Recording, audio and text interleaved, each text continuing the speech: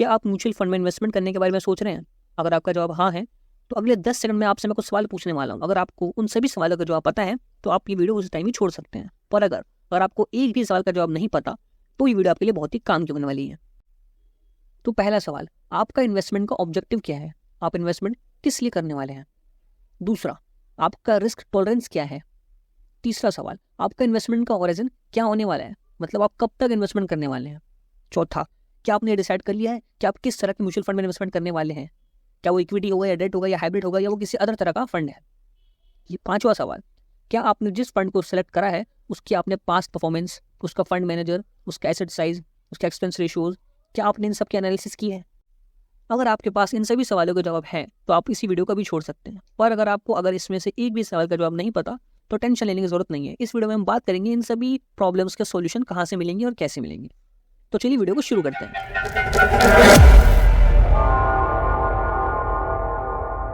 तो सबसे पहला सवाल था हमारा, इन्वेस्टमेंट ऑब्जेक्टिव क्या है? इन्वेस्टमेंट ऑब्जेक्टिव मीन्स हर एक इन्वेस्टर का अलग अलग इन्वेस्टमेंट ऑब्जेक्टिव हो सकता है। जैसे मान लीजिए कोई इन्वेस्टर पैसे इकट्ठा करना चाहता है जिससे वो एक पर्टिकुलर एज के आने के बाद वो रिटायरमेंट ले पाए, या हो सकता है किसी को अपने हायर एजुकेशन के लिए पैसे इकट्ठे करने हो, या अपने बच्चे के लिए पैसे इकट्ठे करने हो एजुकेशन के लिए, या हो सकता है वो मैरिज के लिए पैसे इकट्ठे कर रहा हो, या हो सकता है उसे होम परचेज करना हो, इसलिए वो अभी से इन्वेस्टमेंट शुरू कर रहा है कि एक पर्टिकुलर टाइम पीरियड के बाद वो एक घर खरीद पाएगा, या हो सकता है उसे कार खरीदना हो। तो डिफरेंट डिफरेंट ऑब्जेक्टिव के डिफरेंट टाइम होराइजन होंगे। टाइम होराइजन मतलब कि कितने टाइम पीरियड के लिए इन्वेस्टमेंट करने वाले हैं। और टाइम पीरियड एक इन्वेस्टमेंट के लिए बहुत ही ज़्यादा इंपॉर्टेंट है, क्योंकि आप जितने ज़्यादा लंबे समय तक इन्वेस्टमेंट करते हैं आपको कंपाउंडिंग का मैजिक उतना ज़्यादा देखने को मिलता है। तो इन्वेस्टमेंट ऑब्जेक्टिव और इन्वेस्टमेंट होराइजन दोनों जानने के बाद तीसरा पॉइंट आता है कि आपका रिस्क टॉलरेंस कितना है। रिस्क टॉलरेंस का मतलब ये होता है कि आप कितना रिस्क असेस कर सकते हैं। जैसे मान लीजिए आपने अभी इमेजिन करिए आपने लमसम इन्वेस्टमेंट करा म्यूचुअल फंड में, मान लीजिए आपने 100 रुपये डाल दिया। 2 साल बाद आपको पता चलता है कि मार्केट नीचे आ चुका है, इसलिए आपकी जो वैल्यू है वो 100 रुपये ना होकर के अब 80 रुपये पे हो चुकी है, घट चुकी है। तो क्या आप उस टाइम, अब जब आप अपना पोर्टफोलियो चेक करते हैं, अगर आपको 80 रुपये दिखाई देता है तो क्या आप तभी भी इन्वेस्टेड रह सकते हैं या नहीं, या फिर आप उस टाइम पैनिक करके सेल कर देंगे और मार्केट से एक्सिट कर लेंगे? ये चीज़ आपके रिस्क टॉलरेंस है कि आप अगर डाउन मार्केट जाता है तब भी आप इन्वेस्टमेंट कंटिन्यू करते रहेंगे। तो डिफरेंट रिस्क टॉलरेंस के हिसाब से डिफरेंट म्यूचुअल फंड स्कीम्स हैं। जैसे अगर आप कोई ज़्यादा रिस्की इन्वेस्टर है तो इक्विटी मार्केट में जा सकते हैं इन्वेस्टमेंट करने के लिए। वो भी इक्विटी में अगर और ज़्यादा रिस्क लेना चाहता है तो वो स्मॉल कैप या मिड कैप में इन्वेस्टमेंट कर सकता है। अगर मान लीजिए कोई ज़्यादा रिस्क नहीं लेना चाहता तो वो इक्विटी और डेट के कॉम्बिनेशन में जा सकता है, हाइब्रिड में। या हो सकता है कोई बिल्कुल रिस्क नहीं लेना चाहता तो वो बिल्कुल ही अपना इन्वेस्टमेंट डेट मार्केट में कर सकता है, डेट फंड्स में कर सकता है। तो डिफरेंट ऑब्जेक्टिव के हिसाब से, डिफरेंट रिस्क टॉलरेंस के हिसाब से, डिफरेंट इन्वेस्टमेंट होराइजन के हिसाब से डिफरेंट म्यूचुअल फंड स्कीम्स होते हैं। तो आपके रिस्क टॉलरेंस, टाइम पीरियड और इन्वेस्टमेंट ऑब्जेक्टिव के हिसाब से आपको पर्टिकुलर फंड को सिलेक्ट करना होता है। फिर अगला सवाल आता है, आपको ये पता चल गया कि आपका इन्वेस्टमेंट ऑब्जेक्टिव क्या है, रिस्क टॉलरेंस क्या है, क्या इन्वेस्टमेंट होराइजन होने वाला है, आपने ये डिसाइड कर लिया कि आप किस तरह के म्यूचुअल फंड में इन्वेस्ट करने वाले हैं। उसके बाद अगला सवाल आता है कि आप उस सेगमेंट की, जैसे मान लीजिए इक्विटी सेगमेंट हमने सेलेक्ट करा इन्वेस्टमेंट करने के लिए, तो इक्विटी के अंदर भी बहुत सारे फंड्स होंगे, तो आप उसमें से कौन सा फंड सेलेक्ट करें। इसके लिए आपको उस फंड के, तो चलिए देखते हैं कि हम किसी फंड के पास्ट परफॉर्मेंस को कैसे देख सकते हैं, उसका फंड मैनेजर कौन है, उसका एसेट साइज कितना है, उसका एक्सपेंस रेशियो क्या होने वाला है, इसके बारे में कैसे देख सकते हैं। ये वेबसाइट है जिसका नाम है वैल्यू रिसर्च। इस वेबसाइट के ऊपर मैंने फंड का नाम लिखा है जो कि ICICI प्रूडेंशियल ब्लू चिप का फंड है।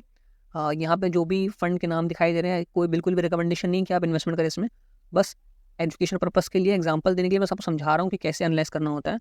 यहाँ पे मैंने ICICI का प्रूडेंशियल ब्लू चिप फंड लिया है। ब्लू चिप फंड मतलब ये होता है कि ये लार्ज कैप कंपनी में इन्वेस्ट करने वाला है। यहाँ पे लिखा गया इक्विटी लार्ज कैप, इसका मतलब ये जो हमारा लार्ज कैप होता है 1 से लेकर 100 टॉप 100 कंपनीज जो है इंडिया में, उसके अंदर इन्वेस्टमेंट करने वाला है ये। यहाँ पे इसका रिस्कोमीटर दिखाया गया है कि इसके अंदर इन्वेस्टमेंट किस तरह का होने वाला है। तो रिस्क है, वेरी हाई रिस्क है, क्योंकि यहाँ पे इन्वेस्टमेंट जो है वो हमारा इक्विटी मार्केट में हो रहा है, तो ऑफकोर्स ये बात है रिस्क तो हो गई होगा। अगर यहाँ पे इक्विटी के बजाय ये हाइब्रिड होता या डेट होता तो हो सकता था यहाँ पे मॉडरेट या फिर मीडियम रिस्क, लो रिस्क देखने को मिलता, पर क्योंकि इक्विटी है इसलिए वेरी हाई रिस्क। यहाँ पे 3 रिटर्न दिखाए गए हैं और इसकी करंट NAV दिखाई गई है। यहाँ पे NAV कितनी है, 92.64 के आसपास चली है NAV। तो हम इसके रिटर्न देखने वाले हैं टोटल 5-10 ईयर्स के। वो कैसे देखेंगे उसके लिए 1 मिनट, उसके लिए आपको नीचे आना पड़ेगा इसी वेबसाइट में। यहाँ पे आप क्लिक करिए रिटर्न्स के ऊपर। यहाँ पे चार्ट दिखाया गया है कि किस तरह से मार्केट में इस फंड ने परफॉर्म करा है बेंचमार्क के मुकाबले। आपको इसमें नीचे आना है थोड़ा सा, और यहाँ नीचे आने के बाद आपको दिखाई देगा यहाँ पर ये जो फंड है इसका परफॉर्मेंस कैसा है। 1 ईयर में, 3 ईयर में, 5 ईयर में, 7 ईयर में और 10 ईयर में। तो आपको लॉन्ग टर्म देखना है, कम से कम 3 से लेकर आप 10 तक देखिए कि लास्ट 3 ईयर में इसके रिटर्न कैसे हैं, 5 ईयर में इसके रिटर्न कैसे हैं, 7 ईयर में कैसे हैं इसके 15% के आसपास, और 10 ईयर में कैसे हैं। उसके बाद आप इसका कंपेयर कर सकते हैं इसके बेंचमार्क से। इसका जो बेंचमार्क है वो S&P BSE 100 TRI total index, इसमें इसके बेंचमार्क के मुकाबले देखिए इसने फंड ने इसको बीट करा है। 5 ईयर में भी फंड ने अच्छा परफॉर्मेंस दिया है, क्योंकि यहाँ पे इनका बेंचमार्क ने 15 दिया है जबकि फंड ने 18 दिया, फिर बेंचमार्क ने 16 दिया जबकि फंड ने 18 दिया। मतलब हर साल चाहे वो 7 ईयर हो चाहे वो 10 ईयर हो, इंडेक्स जो हमारा बेंचमार्क है उसके मुकाबले फंड ने बहुत ही अच्छी परफॉर्मेंस दिखाई है। तो यहाँ पे एक अच्छी सिग्नल है कि हाँ जो फंड है हमारा वो अपने बेंचमार्क को बीट कर पा रहा है। यहाँ पे और भी कंपेरिजन दिए गए हैं, आप उसको एनालाइज कर सकते हैं, पर अभी मैं आपको ओवरऑल समझा रहा हूँ कैसे किया जाता है। उसके बाद आप देख सकते हैं यहाँ पे ये फंड का पोर्टफोलियो किस प्रकार है, मतलब कि इन्वेस्टमेंट किस तरह का स्टॉक्स में या फिर कैटेगरी में की गई है। जैसे यहाँ बताया गया कि 95% इन्वेस्टमेंट हमारा इक्विटी के अंदर होने वाला है, 0.47% मतलब ना के बराबर, ये बहुत कम है ये डेट मार्केट में, क्योंकि यहाँ लार्ज कैप है और यहाँ पे इक्विटी में फुली उन्होंने इन्वेस्टमेंट कर रखा है, क्योंकि इक्विटी का कैप मार्केट इक्विटी का स्कीम है ये, तो इक्विटी में सबसे ज़्यादा है। 4.07% कैश भी रखा हुआ उनके पास, हर फंड कुछ ना कुछ कैश भी रखता है। उसके बाद यहाँ पे पोर्टफोलियो का इन्होंने बता रखा है कि पर्टिकुलर किस टाइप के कैप में कंपनीज में इन्होंने इन्वेस्टमेंट कर रखी है। तो जो जॉइंट कंपनीज है उसके अंदर 76% इन्वेस्टमेंट है, मतलब कि सेफर है काफ़ी ज़्यादा, क्योंकि लार्ज कैप में मतलब जॉइंट में, लार्ज में 20%, मिड में 3, स्मॉल में 0.35, मतलब बहुत कम है। क्योंकि इन्होंने बता रखा है कि ये इक्विटी का लार्ज कैप है, तो इन्होंने लार्ज कैप में सबसे ज़्यादा जॉइंट और मिड कैप में कर रखा है, जॉइंट एंड लार्ज कैप में कर रखा है। पर फिर भी आपने ऊपर देखा था रिस्कोमीटर में इसका रिस्की दिखाया गया था, क्योंकि इक्विटी मार्केट हमेशा रिस्की होता ही होता है, इसलिए रिस्कोमीटर में इक्विटी यहाँ पे रिस्की होता। अगर आप इसके जगह कोई दूसरा फंड लेते, जैसे डेट टाइप का फंड लेते, तो हो सकता था उसके अंदर आपको मॉडरेट रिस्क देखने को मिलता। आप इसमें ये भी चेक कर सकते हैं कि कंपनी ने किस सेक्टर के अंदर कितनी ज़्यादा इन्वेस्टमेंट कर रखी है। जैसे कंपनी ने यहाँ पर फाइनेंशियल सेक्टर में 21% का इन्होंने मतलब इन्वेस्टमेंट कर रखा है, एनर्जी में 13%। ऐसे इनके टॉप यहाँ पे सेक्टर्स दिखाए गए हैं जिनके अंदर इनका सबसे ज़्यादा होल्डिंग है। यहाँ पे आप नीचे जाएंगे तो आप पर्टिकुलर स्टॉक्स भी देख सकते हैं कि किस कंपनी से ज़्यादा इनकी इन्वेस्टमेंट चल रही है।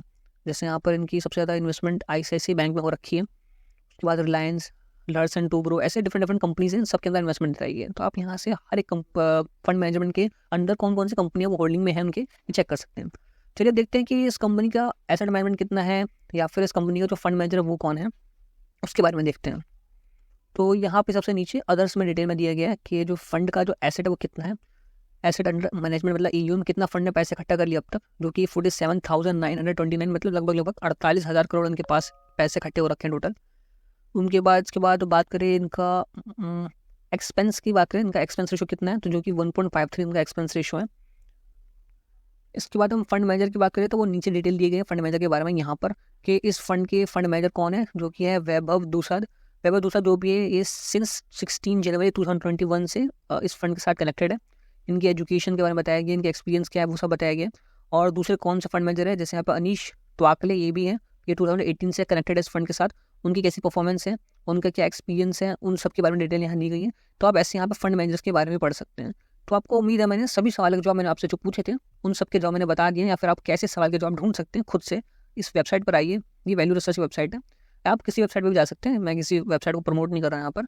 तो आप किसी वेबसाइट के थ्रू जाइए, इन सभी सवालों का जवाब पहले आप ढूंढिए, उसके बाद ही किसी फंड में इन्वेस्ट करिए। क्योंकि अगर आपको इन्वेस्टमेंट का कारण नहीं पता होगा, एक बढ़िया प्लेटफॉर्म नहीं पता होगा जहाँ से इन्वेस्टमेंट कैसे करनी है, उसके फंड मैनेजर के बारे में नहीं पता, उसके पास परफॉर्मेंस नहीं पता, तो समझिए आप पहले ही इतना ज़्यादा रिस्क ले रहे हैं कि आपका फंड पता नहीं कैसे परफॉर्म करने वाला है। तो दोस्तों आज की वीडियो में बस इतना ही। अगर आप चाहते हैं कि एक पूरा डिटेल में वीडियो बनाया जाए किस तरह से हम एक बेस्ट फंड को पिक कर सकते हैं, तो उसके लिए भी हम वीडियो बनाएंगे। अगर आपकी कमेंट्स आते हैं इस प्रकार, तो चलिए बाकी मिलते हैं नेक्स्ट वीडियो में। जय हिंद।